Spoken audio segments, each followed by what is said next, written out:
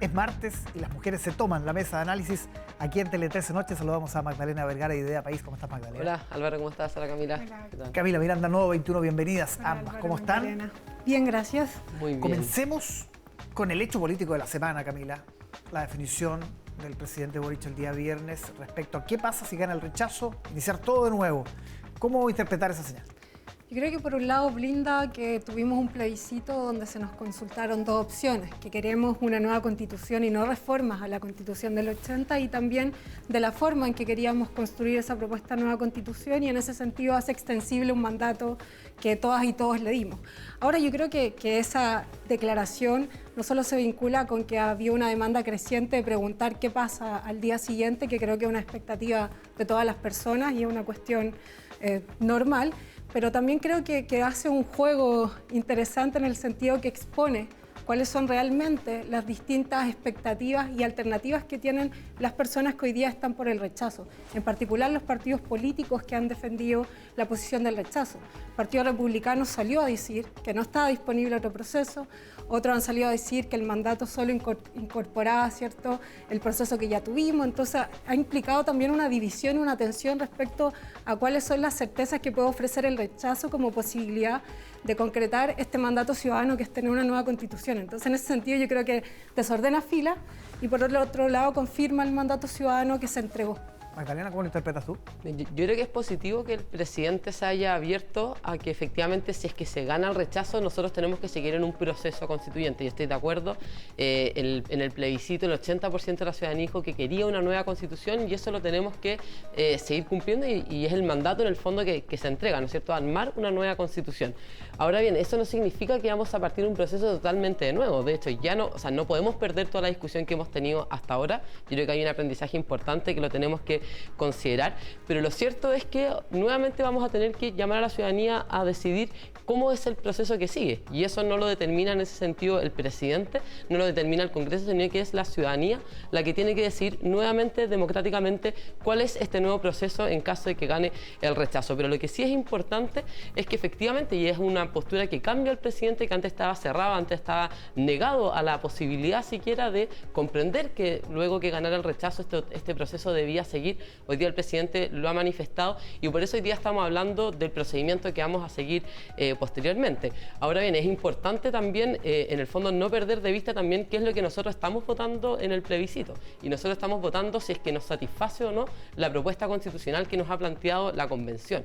Y eso es relevante porque creo que todavía tenemos que seguir poniendo, en el fondo, el foco dentro de cuáles son los contenidos que se están apareciendo y luego de eso poder, en el fondo, seguir el proceso y la discusión para ver cómo enmendamos, ¿no es cierto?, lo que se nos ha propuesto. Camila, ¿no sientes que con esto el presidente le pega la prueba de alguna manera? Algunos dijeron prácticamente lo desahucia, le tira la cadena, en fin, ¿no sientes que hay algo de eso? No, yo creo que hace el efecto contrario. Yo creo que refuerza que de no ganar el apruebo se abre un proceso de harta incerteza y estamos en un escenario complejo donde hablar de un nuevo proceso del tipo que sea también implica que este ciclo que se abrió el 2020 siga abierto harto tiempo más. Y yo creo que eso aporta las incertezas del escenario que estamos viviendo. Entonces, en ese sentido, yo pienso que refuerza que el apruebo es el camino que permite empezar un proceso ya más concreto de transformaciones. Una nueva constitución siempre implica un debate de reformas porque requiere de leyes para implementarse y la mayoría de las materias que se tratan en una constitución establece marcos generales. Y esos marcos se materializan en leyes y por tanto muchos de los temas que vemos como debate hoy día, plurinacionalidad, qué va a pasar con ciertos derechos sociales, son materia de la discusión legislativa. La constitución le fijó un marco, dijo va a haber reconocimiento, etcétera, y todo lo demás, como sistema de justicia, queda a la discusión democrática. Entonces yo creo que refuerza que el apruebo es la alternativa que abre un camino con certeza, señala por dónde seguir. Yo creo que ahí marca una diferencia. Yo tengo en cuenta que uno diría como que no modifica la papeleta. O sea, la posición del presidente no señala que el día del plebiscito se va a cambiar y vamos a tener opciones variopintas, sino que es aprueba o rechaza la propuesta de nueva constitución y todos sabemos que al día siguiente pasan cosas. Si se aprueba, empieza un proceso con certezas que quedan claras, incluso cuando se publica hay cosas que empiezan a operar del día 1 y de lo contrario va a haber que abrir una discusión democrática pero que tiene por antecedente el plebiscito que ya tuvimos. ¿Le sube el precio, le sube el costo al rechazo? Yo creo que no, todo lo contrario, y ahí estoy bastante en desacuerdo en realidad con Camila, porque en primer lugar creo que esto precisamente beneficia al rechazo en el sentido de que el presidente está aclarando que aquí hay una propuesta constitucional que no es del agrado de los chilenos, que los chilenos ya han manifestado en distintas ocasiones, y eso lo han demostrado las encuestas y distintas, en el fondo, intervenciones de que no están de acuerdo con la propuesta que se les ha entregado, y no están de acuerdo por temas de contenido.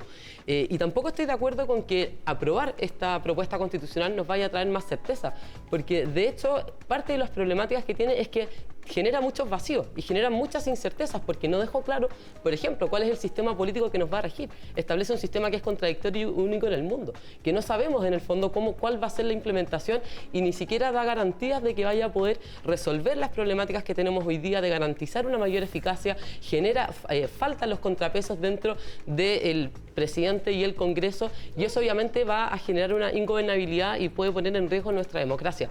Tampoco, ya se ha dicho que en el fondo, y ya todos lo han manifestado así, que de darse la prueba tenemos que generar ciertas reformas. De hecho, ya acabamos de descubrir un error que es gravísimo dentro de la Constitución, que es el caso de que se cancele la ciudadanía, pero salvo para aquellos que lo hayan obtenido de manera fraudulenta. Entonces, necesariamente vamos a tener que generar reformas. El problema son las trabas que se ponen para poder generar esas reformas. Entonces, tampoco tenemos certeza de que efectivamente nosotros vamos a poder mejorar el texto constitucional, porque para poder hacer las mejoras vamos a tener que tener o los 2/3 de los diputados, o sea, de los congresistas, sí, o los 4/7 más plebiscito ratificatorio, más consulta breve indígena. Para quienes nos escuchan, la propuesta de nueva Constitución deja claro que hay un proceso de normas transitorias, o sea, se aprueba y todas las normas siguen vigentes hasta que se cambien o deroguen. Es decir, no genera una situación de vacío como la que está planteando Magdalena. Al contrario, abre un proceso para una conversación en varias materias que en verdad han estado pendientes en Chile. Por ejemplo, previsión y la discusión de pensiones se abrió el 2016. Estamos en el 2022 y todavía no hay respuesta. Entonces, la propuesta de nueva Constitución marca un cronograma también donde dice, acá debería entrar un proyecto legislativo que nos obliga a discutir y zanjar una posición con principios que pero establecen. Nos lleva a la propuesta necesaria, por ejemplo, de que no vamos a tener la certeza de que los chilenos van a ser los dueños de sus fondos de pensiones. La Constitución del 80 tampoco nos da ninguna certeza. Está bien, pero al menos los chilenos tenían la garantía y la certeza cuáles eran los derechos que tenían consagrados en la Constitución. Todavía. Pero lamentablemente no les genera esas garantías, y eso es lo que los chilenos hoy día están recriminando. No les da las garantías necesarias para decir cuáles son sus derechos. ¿Qué pasa con todas las personas que hoy día tienen derechos sobre aguas? ¿Qué pasa con todas las personas un cambio en materia administrativa? Pero no lo sabemos. Eso no lo deja claro, porque de hecho a tal punto que no se sabe si se van a generar las indemnizaciones adecuadas, porque el transitorio no lo resolvió. No resolvió qué iba a pasar con todos los derechos de agua y los traspasos hacia, por ejemplo, estos permisos administrativos, porque dejan de ser derechos, dejan de ser de propiedad de las personas. Sí, y eso no se resuelve. Entonces se les puede revocar. Entonces, claramente hay muchas incertezas que son los que hoy día están recriminando, y las razones por las cuales creo yo también el presidente se ha abierto a un proceso de decir aquí, luego el rechazo, vamos a seguir discutiendo, porque precisamente es un texto que no es satisfactorio y aquí hay una oportunidad perdida, lamentablemente. Me interesa el punto de las incertezas ahí, Camila. ¿Sientes el mundo del apruebo? ¿No hay también una mea culpa respecto a decir esto debe haber quedado zanjado de mejor manera y no depender del legislador, que es uno de los argumentos del rechazo, digamos? ¿Como algunas materias concretas, tú dices? Por ejemplo, en materia de salud se ha abierto ese debate, en materia de pensiones. Ojo, hoy día conversando con Mario, Marcel decía que la reforma va a fines de agosto y que gane el apruebo o gane el rechazo, da lo mismo. Sí, o sea, es que el gobierno tiene que seguir funcionando, sí. Eso no está sujeto a plebiscito. Pero yo creo que volvamos a la idea, la Constitución establece marcos generales e instituciones de cómo nos regulamos. En ese sentido, si es que la Constitución regulase la minucia de todo, tendríamos un texto de miles y miles de páginas, porque es imposible que regule todas las materias.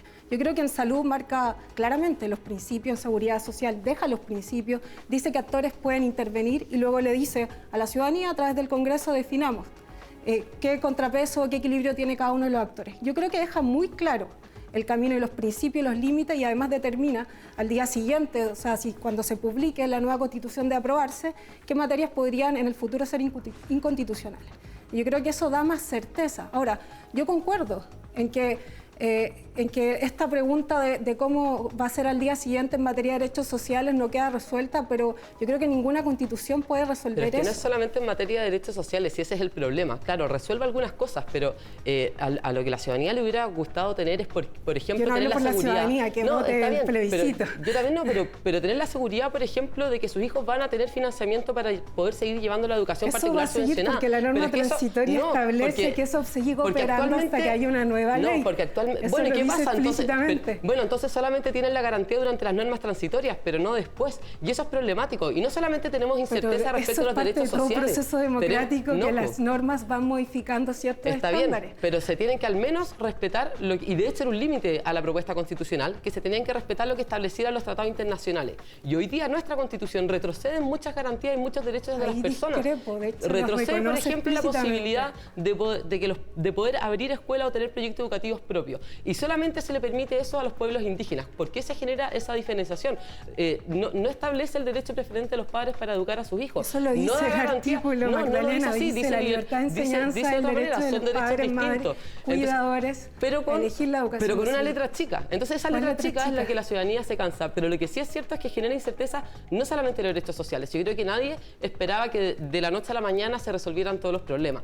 Pero sí que nosotros al menos demos estabilidad y certeza respecto a cuál va a ser el sistema político que nos va a regir y en la forma de para la Estado que va a ciudadanía establecer. que para la derecha que se opone a ciertos cambios en la Constitución. Eso es legítimo, está bien que tengan pero diferencias. si no, no es la derecha, Camila, están todas las encuestas, apoya a la ciudadanía, está diciendo que no está de acuerdo. ¿Qué pasa con el sistema el 4 de plurinacional? septiembre va a decir apruebo o rechazo. Camila, Magdalena, eso lo vamos a ver el 4 de septiembre. Nos quedan 6 semanas todavía para seguir debatiendo intensamente como ahora. Les quiero dar las gracias. Muchísimas gracias por estar con nosotros. Que estén muy bien. Muchas gracias a ti, Álvaro.